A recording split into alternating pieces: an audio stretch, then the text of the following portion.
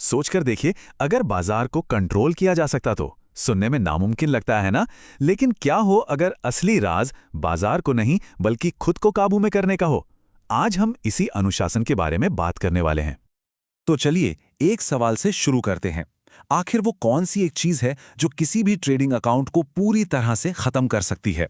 कोई गलत ट्रेड या बाजार में कोई बड़ी गिरावट? नहीं। इसका जवाब बहुत ही सीधा और शायद थोड़ा हैरान करने वाला है। जवाब आपकी स्क्रीन पर है। देखिए, सफलता इस बात से नहीं आती कि हम कितने सही सौदे चुनते हैं, बल्कि अनुशासित तरीके से पोजीशन साइजिंग करने से आती है। मतलब ये उतना जरूरी नहीं है कि आप कितनी बार सही हैं, ज्यादा जरूरी ये है कि आप गलत होने पर कितना कम पैसा खोते हैं। यही सोच आज हमारी पूरी चर्चा की बुनियाद है। तो चलिए इस आइडिया को जरा और गहराई से समझते हैं। देखिए, हर ट्रेडर बड़े मुनाफे का सपना तो देखता है, लेकिन असली खतरा मुनाफा न कमा पाना नहीं है।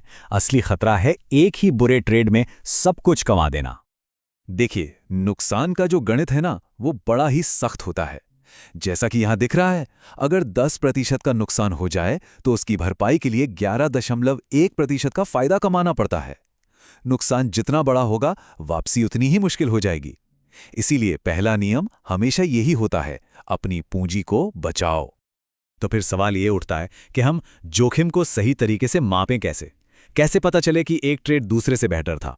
यहीं पर आर मल्टीपल काम आता है। ये हर ट्रेड के परफॉर्मेंस को नापने का एक यूनिवर्सल पैमाना है। अच्छा, तो ये आर है क्या? इसे ना जोखिम की एक ईंट की तरह समझिए। हर ट्रेड में ये पहले से तय होता है कि कितनी ईंटों का जोखिम लिया जा रहा है। ये बस एंट्री पॉइंट और स्टॉप लॉस के बीच का अंतर है, और यही इस पूरे सिस्टम का आधार है। और यहीं पर तो सारा खेल बदल जाता है। ये सोच में एक बहुत बड़ा बदलाव है। जब कोई डॉलर में सोचता है तो वो काफी इमोशनल होता है, लेकिन आर मल्टीपल में सोचना सांख्यिकीय होता है।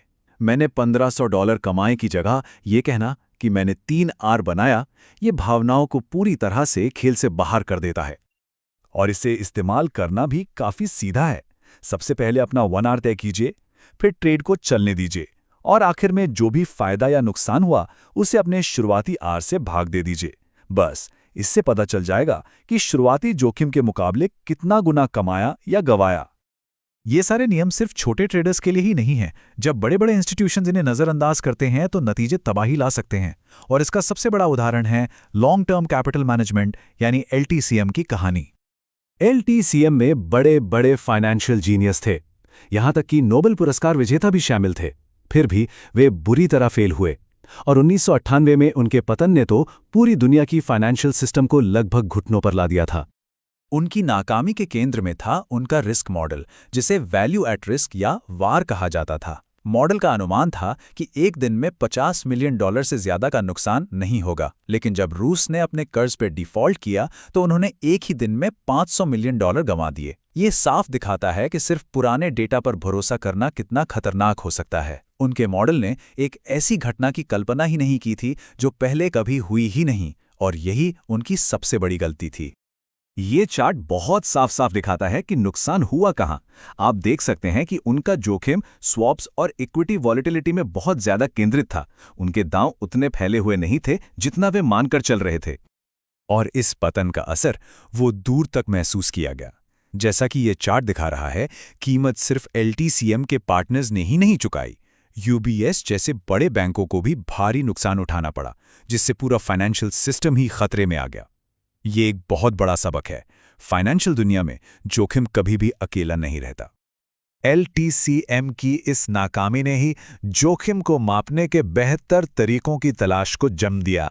इसने हमें VAR की सीमाओं से आगे देखने और एक्सपेक्टेड शॉर्टफॉल जैसे ज्यादा मजबूत मैट्रिक्स की ओर बढ़ने के लिए प्रेरित किया। तो ये वार आखिर करता क्या है? ये एक अनुमान लगाता है कि एक तय कॉन्फिडेंस लेवल पर, मान लीजिए 99% पर, एक पोर्टफोलियो ज्यादा से ज्यादा कितना नुकसान उठा सकता है। ये एक तरह से एक सीमा तय कर देता है।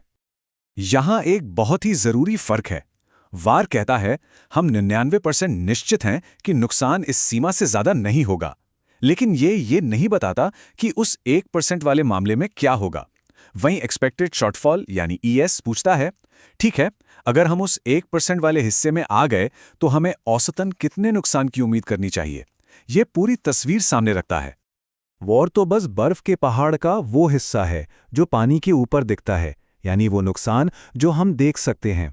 लेकिन एक्सपेक्टेड शॉर्टफॉल पूरा का पूरा बर्फ का पहाड़ है, जिसमें सतह के नीचे छिपे हुए विनाशकारी नुकसान भी शामिल हैं।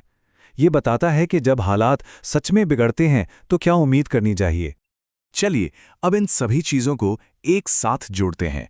आर मल्टीपल से लेकर एक्सपेक्टेड शॉर्टफॉल तक इन सभी क्वांटिटेटिव टूल्स का आखिरी मकसद एक ही है, इंसानी मनोविज्ञान को मैनेज करना।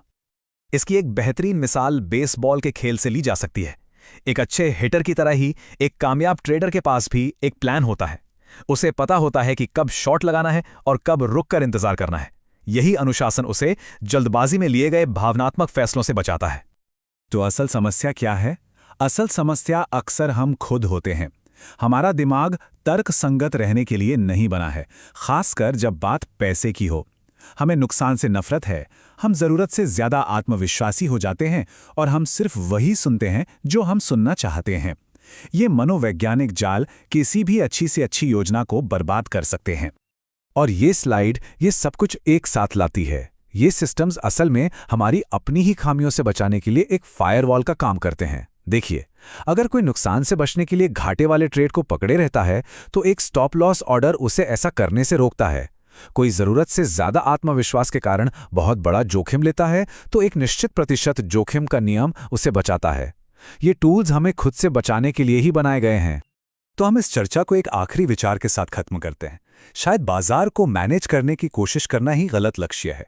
शायद असली काम खुद को मैनेज करना है। तो सवाल यह है कि आपका सिस्टम बाजार के लिए बना है या आपके लिए?